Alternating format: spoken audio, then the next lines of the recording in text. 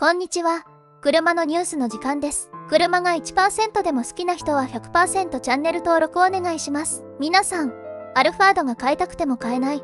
新車より中古の方が高い。こんな異常な状態が続いてますが、さらに手に入りにくい状態が続くようです。トヨタ自動車は12日、生産子会社であるトヨタ車体の藤松工場、愛知県刈谷市第2ラインの稼働停止を16日まで延長すると明らかにした。9日から一部生産工程の確認作業のため停止している。17日以降の稼働は16日をめどに判断する。同ラインではミニバンのノアボクシー、高級ミニバンのアルファードベルファイアを生産する。トヨタは17日まで堤工場豊田市第1ラインでも稼働の停止を決めている。同社によると両工場の稼働停止に関係はないという。皆さんはどう思いますか？コメントで教えてね。チャンネル登録必須です。それでは皆さんのコメントを紹介していきましょう。アルファード、ベルファイアは納車待ちが多く、中古車市場ではプレミアがついて1000万円超えとなり、旧型の30系の中古車相場も大きく上がっている。生産体制を正常に戻して供給量を安定させてほしい。クラウンも納車待ちが多く、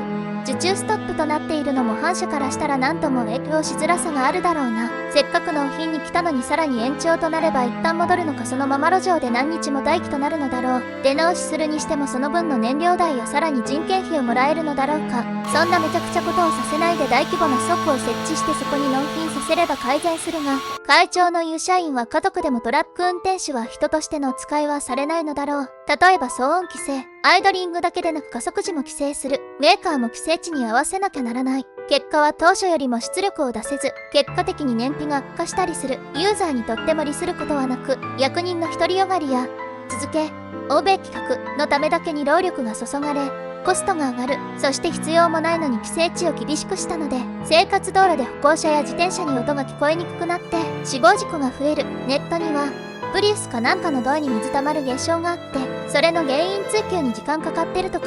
でもトヨタ堤とトヨタ車体藤松では原因が違うってトヨタから発表あるので、何が原因なのかはわからんですね。まあ数万台規模の生産停止になってきた。残価設定、リセール方式は昔のバブルにそっくりだよ。近いうちに弾けるのは確実。問題なのは国税をそんなバカなものに回しそうだということですね。トヨタもトヨタユーザーも一平ちゃんのように見捨てる必要がありますね。この記事を目にしている人の中には稼働停止の原因を知っている人もいると思うが、さすがにここでは言えないでしょうね。自分は早期退職してるので元部下に事情を聞いてみたら、本社の電池開発なので全く情報がないみたいですね。堤には同期で工場課長がいるので聞いてみますか。稼働停止で休暇になる派遣社員や機関校の給料はどうなるのか。有給扱い、会社都合で6割支給、無給。本人には深刻な問題です。メーカーがしっかりしないと、大勢の関わっている会社や従業員が大変なのを理解してほしい。トヨタがこれだけ操業停止することは、ひょっとしたら派遣社員の操業条件や給与条件に問題が出ているかもしれない。来週も輪番運休かよ。新車納車に数ヶ月もかかるし、工場が稼働しなきゃ仕事ないし、いい加減にしろよ。運休保証しろ。頼んである車早く生産しろよ。最近トヨタの工場の数日間停止、異常に多くないですか？日野、ダイハツ、トヨタ車体。不祥事続きだけどトヨタは大丈夫？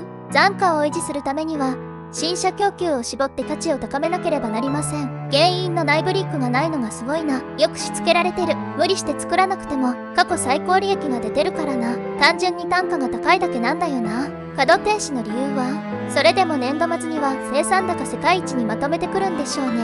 品方でまだ未承認の部品を取り付けたとか、生産工程の確認とは何？世間には言えない隠したい原因なんだろうね。これはトヨタの作戦。例のあれまだ表には出ないのか。初動報告書を提出しろ。円安だからそろそろ真面目に車を作らないと。のんきなのトヨタくらいでしょ。別にいいですよ。ハイブリッドエンジンに何か不具合でもまた何かやらかしたんか。ダイハツは納車が増えるといきなり車が増える。安全のために最善を期すことは決して悪いことではありません。ただ命に関わる可能性があるものとしたなら、公表しないことは企業姿勢を問われかねない。ダイハツ不正に際し、その点を強く非難していたはず。現社長以下役員の方々はコンプライアンス、ガバナンス、そして企業責任をどのように捉えているのだろう。工場内で稼働中に不具合が見つかった。とかかな。後追いして出荷まではしていないのでこんな感じで稼働停止してるのでしょうが、何があったのかは気になりますね。昨年12月契約での納車待ち中です。契約後2日ほどでオーダーストップの話題が出ましたので12月くらいまでは気長に待ってます。ですが工場停止のニュースを拝見するたびに気がめいります。私のように1年を覚悟で待っている者もいる中で、せめて理由を公表するのはメーカーとしての責任ではないでしょうか。具体的な内容を正確な形で報道してほしい限りです。不具合品を取り付けた内容やその影響などエンドユーザーは困惑してます。内容によっては、購入を控える人は多くなるでしょうね。部品の納入が間に合わなくてラインが止まった時は、部品メーカーに損害を請求するとは聞いてるが、顧客に納車できない場合は販売店にただ謝らせるだけなのかな。やっぱりすごい不正告発だらけで、まともに車が生産できないって感じます。慌てて検査や確認作業をしてばかりで、うまくいかないのでしょう。いろんな工場やラインが去年末ぐらいから連続で停止しているばかりですから、隠蔽もそろそろ限界じゃない。いい加減公表してください。工場で働く我々にも何も教えてくれない。噂ではいろいろ聞くけど上位からの説明が欲しい。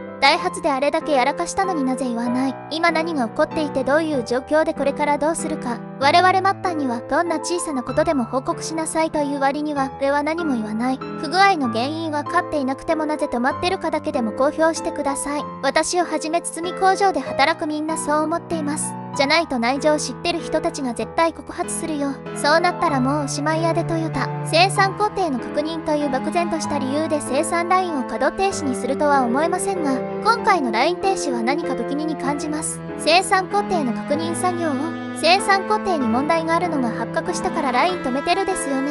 納車待ちの客からすれば不安しかありません。詳しい理由を公表しないのも不信感しかありません。隠蔽体質の会社じゃないんでしょ。多分トヨタ車は嫌いじゃないけどトヨタ自動車はどんどん嫌いになるわ。下請けには納期守れ、遅れたら賠償っていう割には稼働停止によって減った給料は保証しない。顧客の納車遅れには謝罪すらしない。困難が日本で一番売り上げが高い会社なんだから、日本はブラック企業ばかりでまともな会社がないわけだよ。完成検査か認証か、どちらかでしょうね。これだけ他社種に渡り長期となると結構なのでは。報道されないことが異常。忖度か癒着か権力か。工場停止の理由が生産工程の確認って本当にそうなのか。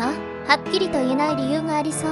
こういう出荷停止や稼働停止があるとリコールになっているケースが多いのは気のせいなのか、なぜ稼働が停止しているのか、公表すべきであるのは言うまでもありません。なぜならトヨタ自動車は仕入れ先が不具合を出した時、なぜと必要に聞いてくるためです。死亡災害が起きたのですか？不正が発覚したのですか？誤く見つけですか？仕入れ先から散々絞り上げてボロ儲けしているんだからさっさと教えんかい。ご視聴ありがとうございました。チャンネル登録は必須です。